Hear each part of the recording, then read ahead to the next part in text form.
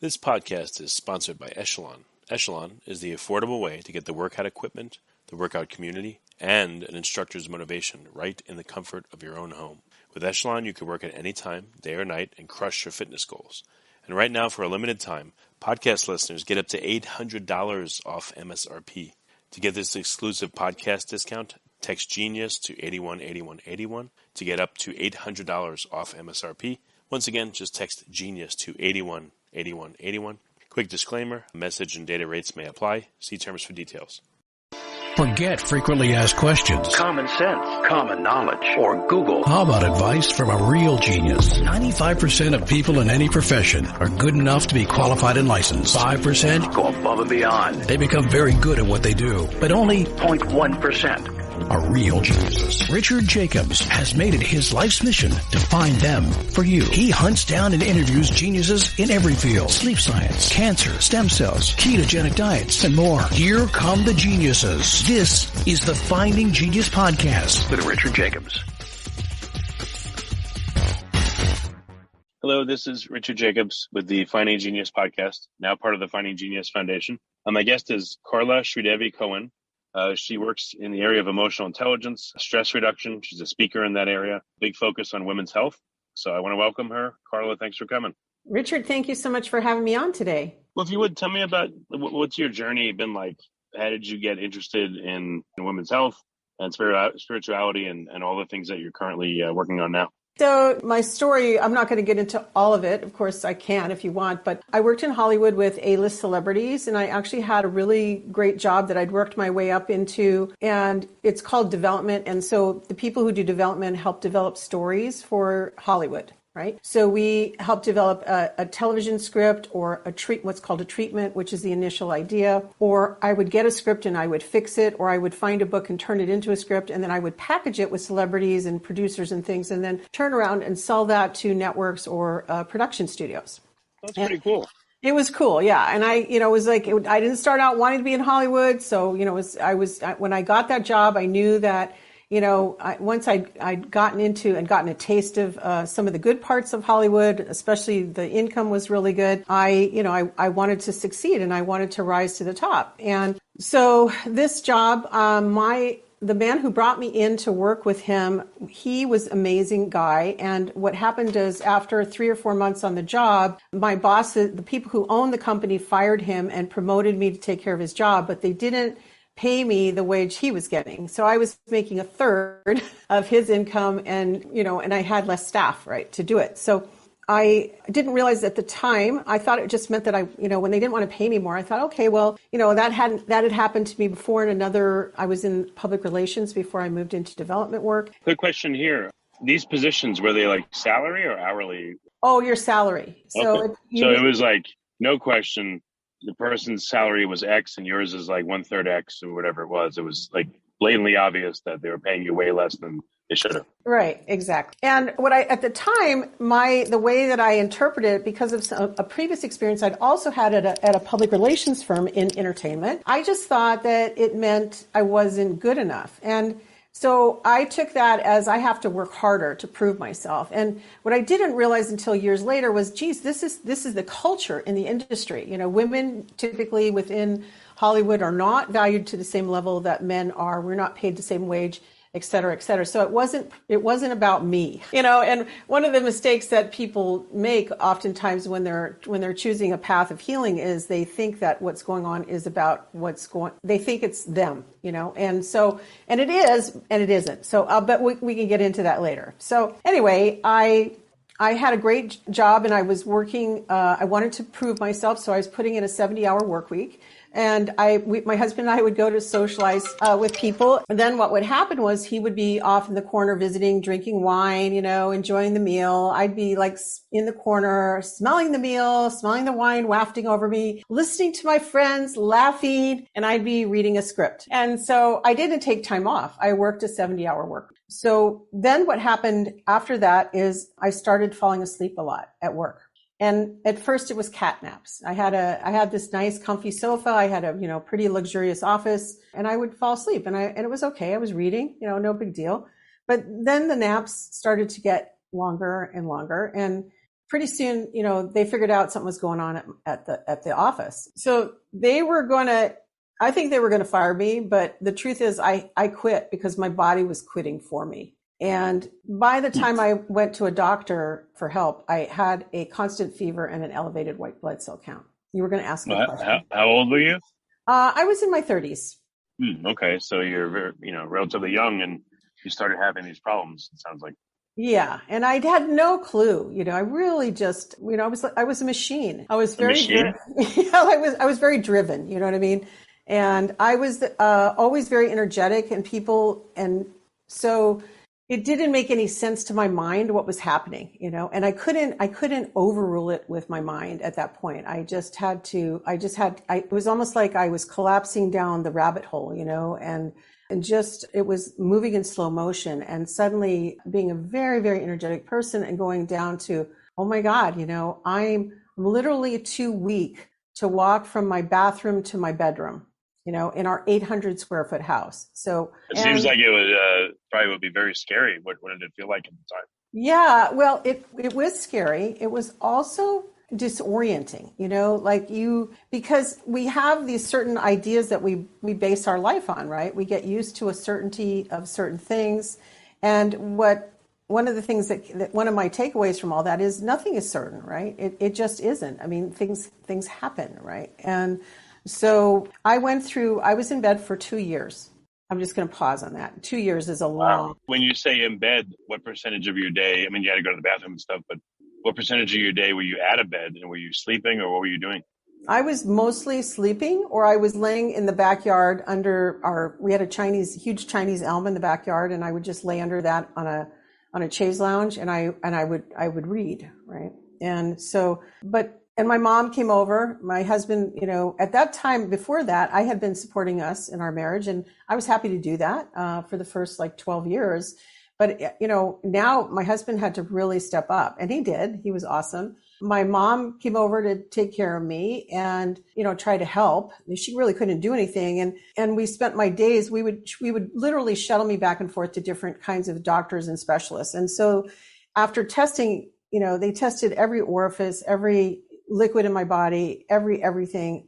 And then we started to go into more alternative tests, working with acupuncturists, doctors who injected things into you that I don't even know what they were, just, that was supposed to help you heal from situations like mine. The doctors were my parents were stumped. The doctors were completely stumped. My mom, my mom had a background as a nurse. She wasn't able to help me for the first time in my life, and the doctors couldn't help me for the first time in my life.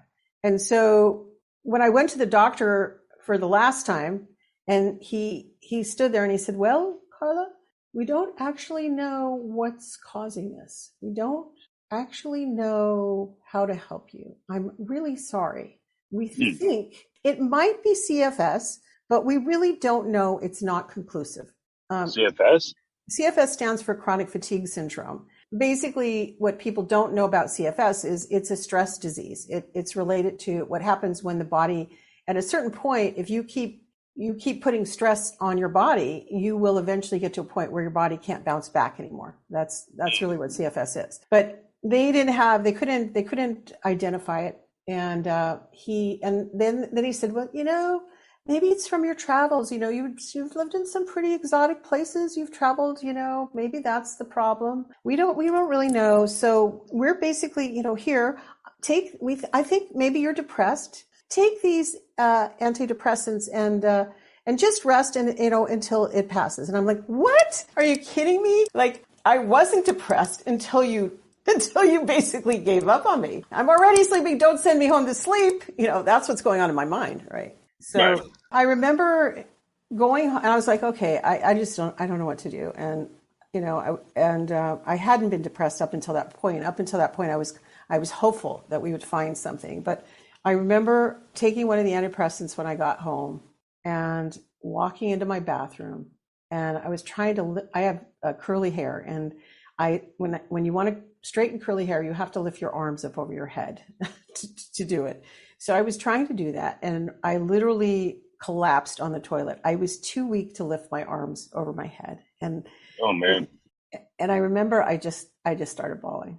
I it was a moment for me that I just really felt like, okay, there's, my parents can't help me, my doctor can't help me, and I just started bawling. And so after, that was the last pill that was the last pharmaceutical I took. And that was over 30 years ago. And I threw out the bottle, and I made a decision that I was going to find a way to fix myself, and that I had to do something different, right? Like Einstein, right? Insanity is doing the same thing over and over again, expecting different results. It was like, okay, this isn't working. I have to try another way.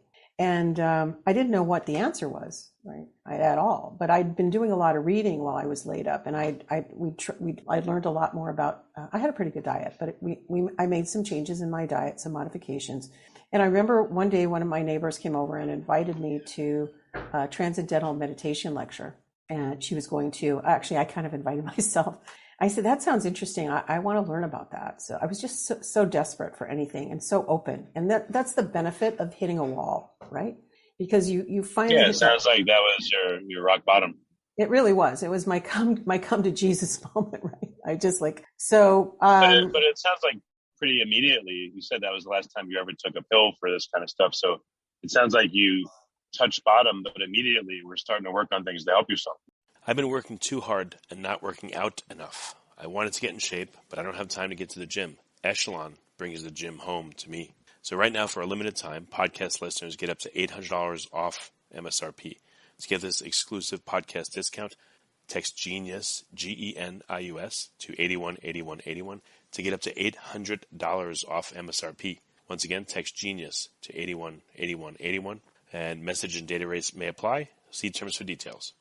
I don't know if it was that conscious at the moment. I just went, this isn't the way, you know what I mean? I knew that wasn't the way because I felt so crappy, from the drug. And so, but things dawned on me, right, over time. And I went to the TM lecture with her, and it was he gave us an experience, the guy he had flown out from Iowa. And for those who don't know what that is, Transcendental Meditation, it's a form of meditation, a specific form. And when the guy that was teaching us or giving us the experience started to chant the initiation, something changed in me. It was like some part of my mind that had been asleep woke up. It was like I knew I knew the words without knowing the words. I couldn't recite it, but it was familiar. Like I've been here before. And it was stronger than deja vu. You know what I mean? It was like my whole body was reacting to this experience. And I really decided I wanted to learn then and there. And so he said, well, he told me how much it was. And I was like, you know what? I've been out of work for 2 years. I don't have a dime, really. We were barely getting by making our house payments, And so he looked me in the eye every which way and asked me some different questions. And eventually he just said, look, I don't know what it is about you. He goes, I know I'm supposed to teach you. So, and I was like, I don't know either, but I know I'm supposed to learn this. And he said, well, when you have money, you have to promise that you send it to me. And I actually did. And I haven't stopped meditating. So what did you experience when you first started doing it? It felt familiar, you said, but was it easy for you to get into it, or was it still really tough for you to get into?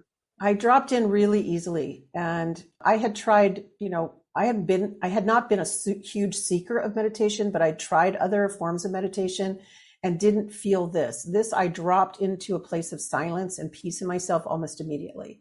And what started happening was when I was practicing it after that experience, I started seeing things on people's bodies, that identifying places where they were stuck or they had a physiological problem. I started hearing things, not like I'm in a psychotic way, but I would get information and I would know where people needed help. And I also started having dreams and I will call it visitations from somebody named Babaji, who at the time I didn't know who he was. He showed up to me during one of the meditations and he said, "Hi, I'm your master teacher." And I would just remember his eyes. And I'm like, what's a Babaji? Who are you? Why are you showing up? Right. Kind of all that was going off in my mind. And so, but I'm jumping ahead a little bit. But ultimately, I did find out that I'll continue down that path a little bit. He was a holy man who lived in the Himalayas, who had left his body. They don't call it deceased, but he had transcended 12 years before I started seeing him in my dreams. And he was teaching me in the dreams. So it was like he was real for me. He was very alive. So what was happening with your chronic fatigue in the very early, first 3 to 5 sessions of meditation? Like, did you notice any changes in it immediately, or did it take time? it took time. I will say that it wasn't immediate. It was, but I knew something in my mind shifted, and that was immediate, because suddenly I understood on some intuitive deep level that, again, I probably never verbalized to anybody. It's such a good question, Richard. I think I suddenly realized that the power of, I do have the ability to heal this. Like, I really got that. I really believed it and got it. Like, my mind was way more powerful than I ever, my essence and who I really was. Not the person who worked in Hollywood or the doer, but the person that's the being inside of me had a different like awareness and awakening. And it was, my life changed, everything changed. My perceptions changed, because I went from a person who, I would say was quite, at the time was much more linear because I had to be to survive, to a person who is more listening to on a cosmic level to the universe and hearing and experiencing life differently. Yeah. It sounded like you acquired abilities to read other people and to help them, but did that start with yourself? Like, were you more aware of what was going on with your own body and mind first, or was it outward first, where other people you saw this stuff and was to help them, and then later on it helped you? Like, what was the order? Oh, that's again, another great question, Richard.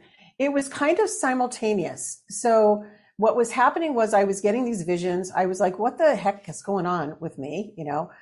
And at the same time, I started having some other physiological experiences, which I later identified as some of my chakras were opening. People who know about energy centers in the body. I was, this is going to sound a little weird, but it's true. I had little crystals coming out of my hands, very small, but, and it was not comfortable. And I had another thing happen with my upper lip, that I'd have a few minutes of a warning, but if I got angry or upset about something, my lip would start to burn. So I was starting to get education about my emotions from my body. And so I had a little bit of time. And if I didn't get out of people's presence quickly enough, my upper lip would swell up so large, I looked like Daffy Duck. It's just like embarrassing and weird. And my husband, I told my husband, of course, he was amazing about it. I don't know how he just rode with it, which was, thank God, he had a background in, spiritual studies when he was younger. So, I don't know, it prepared him on some level to be more open and receptive to what was going on. Cause I wasn't so receptive. I was fighting this. And then, the meditators came over to my house one night, and as they walked over the threshold, the oldest woman, she was like, the old gray hair and the crystal blue eyes. And she looked at me and she said, "This is the home of a very powerful healer." And I kind of looked over my shoulder, like, who's she talking to, This is now it is that you walk through the door. Yeah, she knew it. And then within 2 weeks of that, I went to a psychic fair. It was also a day where I was feeling a little bit better. I was starting to get a little bit of energy back, not much, but I went to this fair and I said, oh, there was a woman reading tarot cards. I thought, oh, that'll be a hoot. I'll go get my cards read. I wasn't very respectful about it. And so this woman she looked like a biker chick, and she was very serious. She didn't smile much at all, very thin, kind of like, definitely like a motorcycle chick. And she started to read the cards and she goes, "Oh, wow, you've been sick. You've been sick for a while now, a really long time. And it's pretty serious." And I went, "Oh my God, how does she know that?" All of a sudden, she got my attention. And, she said, "What would help you is energy balancing." I said, "Well, what's that?" She goes, "Well, I can't explain it. I said, "Well, who does it?" She goes, "Well, I do it." "How much is it?" "Well, it's $50. I said, "Okay, well, I don't have $50." So anyway, I went home and I was like kind of blown away by the reading and trying to process it in my mind. And, and then there'd been the thing with TMers coming over the house. And I was like, I don't know what to do with all this. And that night, someone gave me a check for $50. I kid you not. I've heard a lot of stories like that. I called her and I went in for an appointment, and she invited me in. There were crystals and there were, candles burning, and it was a very, very sedative kind of environment, very sedative and very relaxing. And she invited me onto her massage table, and I got on the table and she put her hands over me and she said, "Get up." I went, "What?" She goes, "Get off my table." Okay. The What's check with bounced. No, I'm just kidding. Like that. yeah, really, what's with this chick? So I got up. I thought I did something wrong, and she said, your problem is you're a healer and you're really psychic and you just don't know how to handle it. You're like a sponge. You're just walking out there and, you're absorbing things. And she goes, "I can't explain all your gifts, but you're very gifted." She goes, "What we're going to do is this. You're going to pay me and you're going to work on me. And I never let anybody work on me. And you're going to be my body worker, my personal healer." So that's how I started. So I started putting my hands on her. And then she encouraged me to just tell her what was coming through my mind. And then ultimately she asked me to read her clients for her, who I never met, but just she would give me a name and so I did that. And I was giving her apparently very accurate information. And it was very hard for me because I felt like I was doing something wrong, spying on people's privacy. You know what I mean? I don't know exactly how to explain it, but one of the first or second people that I looked in on for her, I said, she goes, "Do you have a message for me?" I said, "Yes." I said, "But I can't say it." And I just started crying. And she goes, "What is it?" I said, "Well, I don't think I can say it." She goes, You've got to tell me." I said, "Okay, well." You should have said to her, $50 and I can tell you. Exactly. So I said, "Well, he's ashamed of his penis." And she said, "Carla, that, he's been sexually abused. So that's actually exactly right." And I was like, "Oh my God, this is freaking me out." And so I, again, had to process that. And I did that for her for a long time. I mean, I paid, it was such a good gig for her, right? I paid her and she didn't, I did the work. And so around that time I met, I was at that same bookstore where I met her. I walked in one day and, again, looking for answers, and the owner came over to me and she said, she goes, you're supposed to be my pupil." I said, "What?" She goes, "Oh, I know that I'm doing a spiritual practitioner series. You need to be in it. You're very gifted and you don't know it." And I went, "Okay, this is getting weird now." It was already pretty weird. So I went into her, I started learning from her. She became my second teacher, and so on and so forth. So I went from there to studying with a Lakota Indian. And, I studied with a shaman, an Australian guy who banged me on the head and put snakes around me as part of my, process to open up. And so I did all of these different things to open up as a healer and actually get more in touch. And along the way, my health got better and better. And I started to understand more and more that my body all this time had been communicating to me and I had not been listening. And that's the basis of what I do now with people, is helping them understand what's going on inside them that they're not hearing, so that they can either get better. We need to figure out what needs to come to emotional resolution here, or move forward in their life from whatever it is that's causing them. It may not be pain. It could be an emotional thing. It could be something that's keeping them stuck in their career, or maybe going to the next level of income, right? It's not just physical. How do people express to you that they know or they understand that they have some kind of blockage? Like, what do they? They may not When say they come to you and they tell you, something's bugging them, like, how do they express it? So, different. Everybody's different, of course. I get people who say, "You know what? I know I'm supposed to be. I'm meant to do more than what I'm doing. I have a message to give to the world, or I'm supposed to be doing more for people, and I just don't. I don't feel like I can get there, and I don't know what it is that's stopping me." I've had people come to me I'm trying to write a book, and I've got a block and I can't seem to get the book. I've had somebody come to me, lots of people come to me and say, "Look, I want my income to go up, and I don't know what else I can do. I'm working, I'm doing all these practical steps, and I seem like I'm stuck, or I can't seem to get a decent relationship, going." So, or a lot of times it's, I've got this really bad pain that hasn't gone away. I mean, I'm thinking about this one guy who came to me who he literally sat down on my foot in a chair. He's like a 200-pound guy, very fit, like a bodybuilder, gorgeous physique.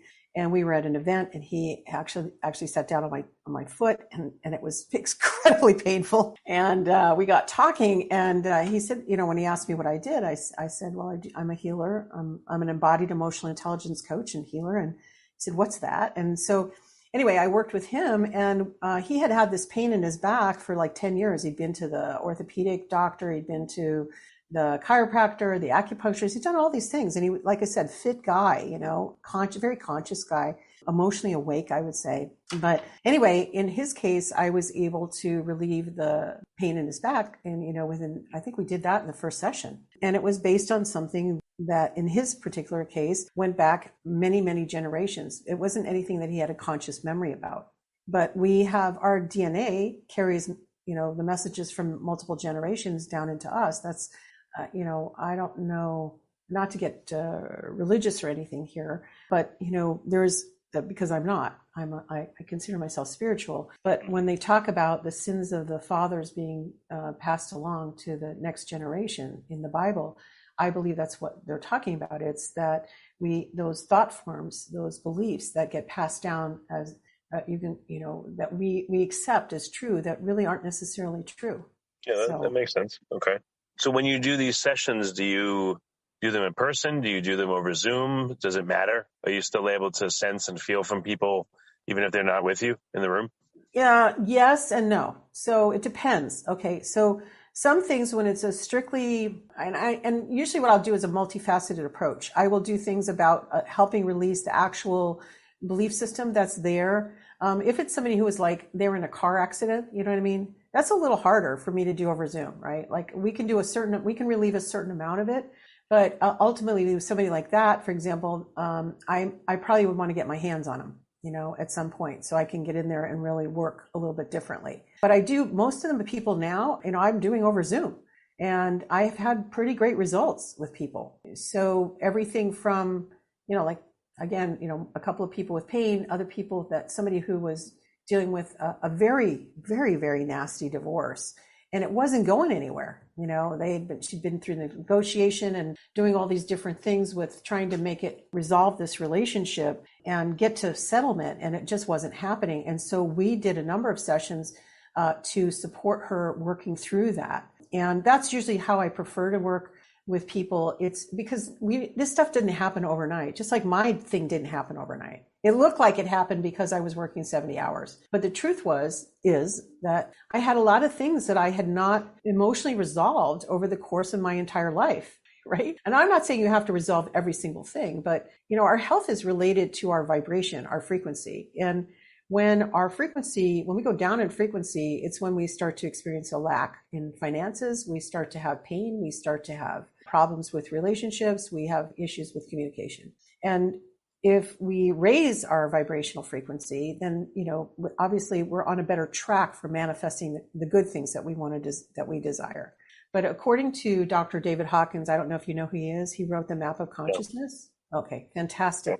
Oh God, definitely worth reading. But he says, the majority of the population, like 85%, is vibrating under 200 hertz. So when we're at that level, what's happening is that's like shame and guilt, instead of moving up into like a higher levels of consciousness where we find things like acceptance and love and willingness. So, but I see that in other ways too with people. Like I saw some other research years ago about, again, frequency related to health, and specifically that we're supposed to be between 65 and 72 hertz from the neck up, a healthy person. And when we start to drop down to, say, 50 hertz, that's when we exhibit symptoms, of what we call disease or illness, right? So again, what happens in a typical session when you work with someone? Like, what's the outline of what it looks like? Can you describe it? Well, they're all going to look a little bit different depending. I have there's one kind of work I do that's really focusing more on the emotional coding.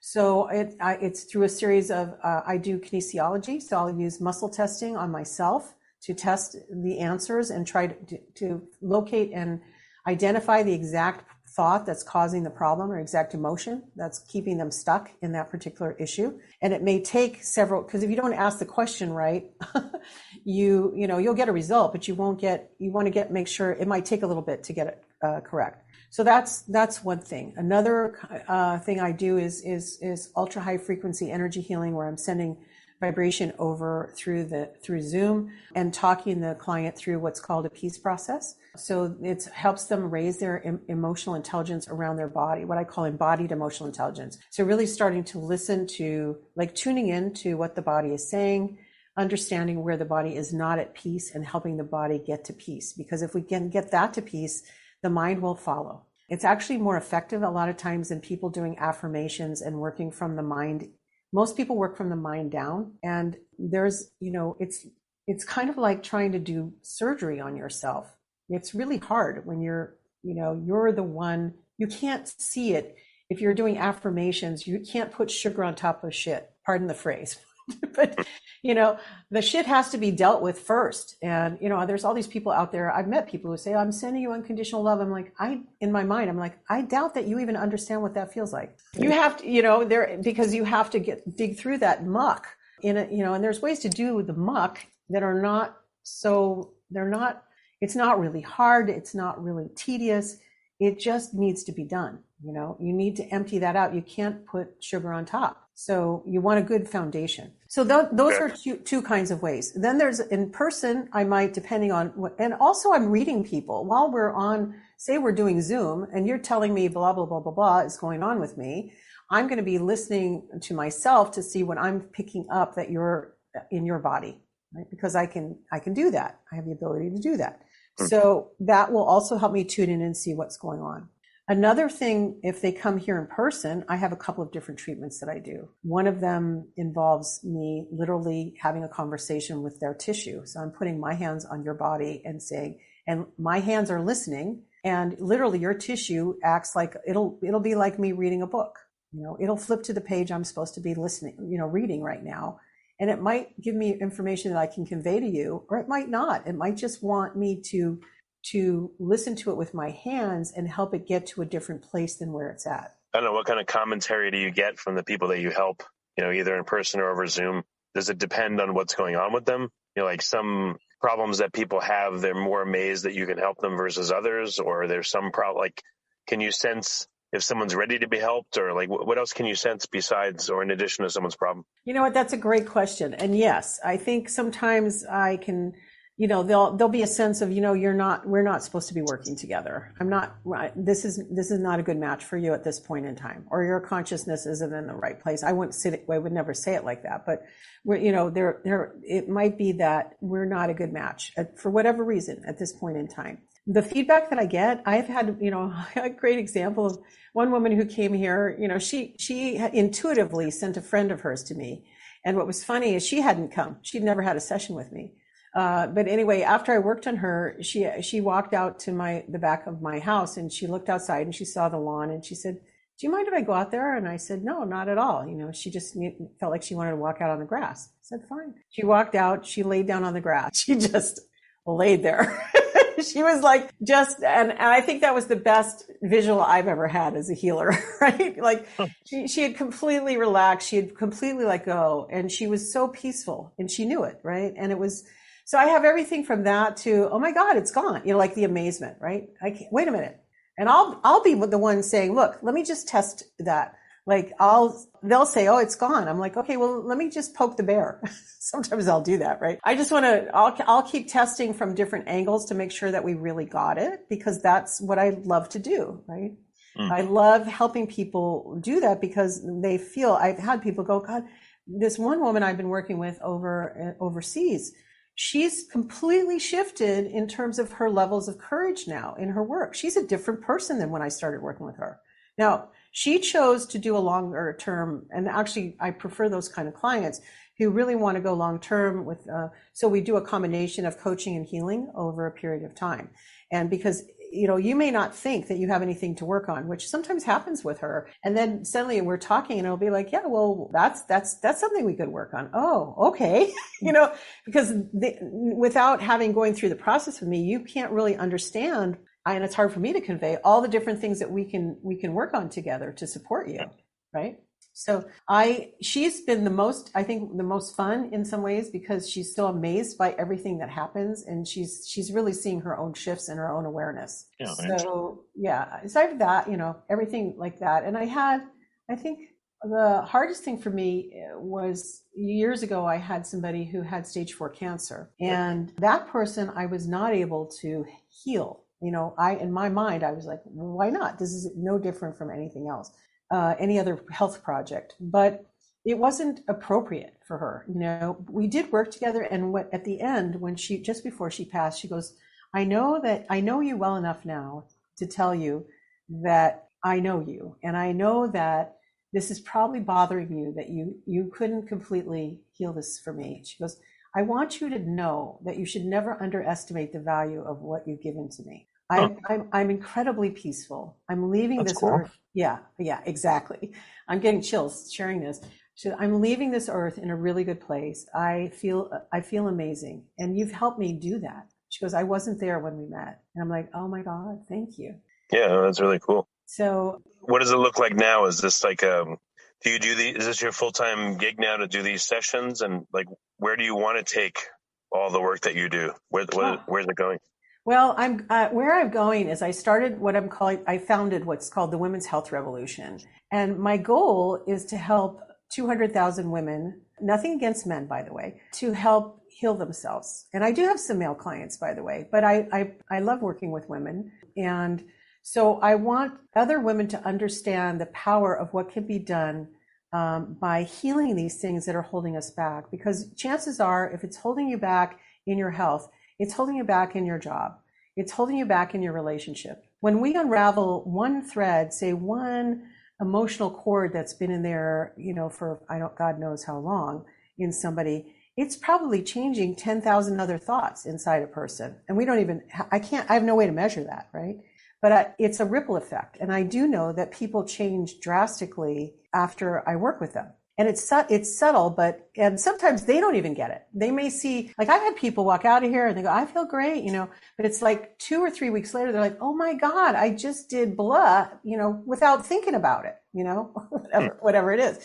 And whereas before they would have never done it. They would have never thought to do it. Or I just said this to somebody and oh my God, I can't believe I said that. And I had no energy on it. You know what I mean? Instead of yelling at somebody or whatever, it's like teaching them how to navigate the world in a way that's different from what they're used to. And a lot of it again is I'm working with these emotions, but I'm also working with their frequency. So that's a very important piece of it. What's the best way for people to get in touch and to get help? Where should they go? So, the best thing is to go to my bookwithcarla.com, and Carla is spelled with a C. So bookwithcarla.com, and you can book what's called an emotional intelligence embodiment activation call with me. That's a lot to say, but anyway, and I will spend some time with you on the phone and see what we can do over Zoom, actually, and see what we can do to support you. But yeah, and that's probably the best way to get started. I do have some, classes coming up, some group things coming up in the new year. But let's start with a discovery call so people can start to understand what the possibilities are. Because that's really what it's about, is opening up your mind to a different way of thinking. And that's the biggest gift I think that I give to people in a way. Yeah, no, it makes sense. Any, I know you can't help the entire world, unfortunately, but advice for people that for some reason they can't get in touch, or they're just, I don't know, they want to try some things on their own, or like, what can people do if for some reason you can't help them? Well, I would say, again, I'm going to go back to, I think that, certainly cleaning up diet is really important. Getting rid of the toxins in your environment, like any of your personal care products that are have chemicals in them, go to a chemical-free lifestyle. That would help a lot. That was also definitely part of my journey. Changing over to organic foods, getting rid of red meat and pork. I have nothing against them, but it's just very hard for your system, everybody's system, to digest. And so those are simple things. Really, I'm going to go back to what I said earlier. I think that it's a journey. You have to be willing to go in and dig into places that are uncomfortable for yourself. And the truth is, you can never do surgery on yourself. You just can't. It's like it just doesn't work. There has to be somebody who has the right mindset to help you see what the possibilities are and see where you're stuck. You may not even realize you're stuck. You might see it as identify it as something else, Meditation is very helpful, but there are many forms of meditation that don't really allow you to tune in, or people don't understand what they're feeling or why they're having racing thoughts during a meditation. So I think that's really, it's not a great solution. Breath work is great, and good breath work is really, really valuable. I actually, for a couple of years of my work, that's all I did was help people with breath work. But again, there's emotions that come up, and if you don't know how to handle them, what happens is people can fall into the drama without releasing the trauma, if you get my drift, right? They'll stay stuck in the story instead of going, okay, I didn't know I'm stuck in my story. So this is the value that's why I want people who are really choosing to have clients that come to me that want long-term, not forever, but one of my programs where we go for 6 months or we go for a year, and we really work on getting your mindset on the right track so that this year you don't quit your New Year's resolution after 2 weeks. 85% of the population quits after 2 weeks. That's a fact. And that's because they're trying to do it by themselves, and they're trying to do it's back to Einstein thing over and over again. They're not really doing anything different. So you need, like, I climbed Mount Kailash. You don't know that about me, but that was one of the things I did. I climbed Mount Kailash. It was a 17-hour climb up a mountain. It was shale. Okay. So you climb up and you get up 4 feet and you slide back 2, right? It's really a grueling. Well, and there's a lot of spiritual, similarities between climbing that mountain and what you have to go through to really get to a place where you can have peace and have health. Okay. And so, but the thing is I wouldn't have done that. I wouldn't have made it. I would have probably hurt myself really bad if I hadn't surrendered to the Sherpas who were my guides. They told me when to eat, when to rest, when to climb. They were the ones who said to me, look, when I went, oh, is that the mountain we're going to after we'd climbed all day already? He was like, no, Missy, not that one, pointing to the much higher one off in the distance. Yeah, right? So that's the benefit of having a good guide, right? You need a guide, and people think, oh, I can do it myself. And you know what? You can't. I think I was lucky because I had so many good teachers it was meant to be. So I could give this gift of healing to other people out there. Journaling is really good. That's helpful. If you can just sit down and have the ability to start to do that, that's a big step in the right direction. I think that's the main points. And again, look at, and things that raise your vibratory rate. So for people who don't know what to do or how do I raise my vibratory rate? So this is very simple. Stop watching the news. That's taking your energy and your frequency down. What's on the news today? A good percentage of it here. All poison, yeah. Yeah, right. Poison. So that's a huge one. And then watching television in general, I know people, I just met some people the other day, they eat their whole dinner watching television. Like, people put down the TV. I mean, your mind needs to have exercise. And when you watch television, you numb out, right? And right. I'm not saying never watch TV. I love television. I remember I have a background in the entertainment industry. My husband's still in it, but you don't work the right muscles. And we have to develop what's called the prefrontal cortex, which is the higher part of our brain. And that's not going to happen if we're watching TV all the time. The prefrontal cortex is the part that controls your vibratory rate, and it controls your higher consciousness. And it's the part of you that can be the witness of your life, can step outside of you and go, oh, look what I did. Wasn't that stupid? Maybe I shouldn't do that. So those are my tips. All right. Well, if you can just reiterate how people can find you, and then we'll end the podcast. But thank you so much for coming. But how can people find you? Well, Richard, thank you again for having me. I really appreciate it. People can go to bookwithcarla.com.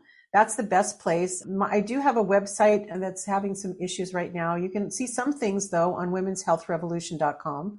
But don't put the apostrophe in when you put in the name of it. But bookwithcarla, CARLA.com. And we'll spend some time getting to know each other, and let's see if I can support you on your journey. So thank you so much. All right. Yeah, thank you for coming, Carla. I appreciate it. Thank you for listening. I hope you enjoyed the podcast, which has been sponsored by Echelon. When you're trying to reach your fitness goals, it can really help to have world-class instructors like Nicole Griffin and Michael Brown choreographing classes with music from your favorite artists like Pitbull. And you get a community of hundreds of thousands of people who can give you that extra push. Echelon gives you that. Echelon's certified fitness instructors are supportive, engaging, and fun. They really know how to get you moving. And right now, for a limited time, podcast listeners can get up to $800 off MSRP. To get this exclusive podcast discount, text GENIUS to 818181 to get $800 off MSRP. Once again, text GENIUS to 818181. Message and data rates may apply. Please see terms for details. You've been listening to the Finding Genius podcast with Richard Jacobs. If you like what you hear, be sure to review and subscribe to the Finding Genius podcast on iTunes or wherever you listen to podcasts. And want to be smarter than everybody else? Become a premium member at findinggeniuspodcast.com. This podcast is for information only. No advice of any kind is being given. Any action you take or don't take as a result of listening is your sole responsibility. Consult professionals when advice is needed.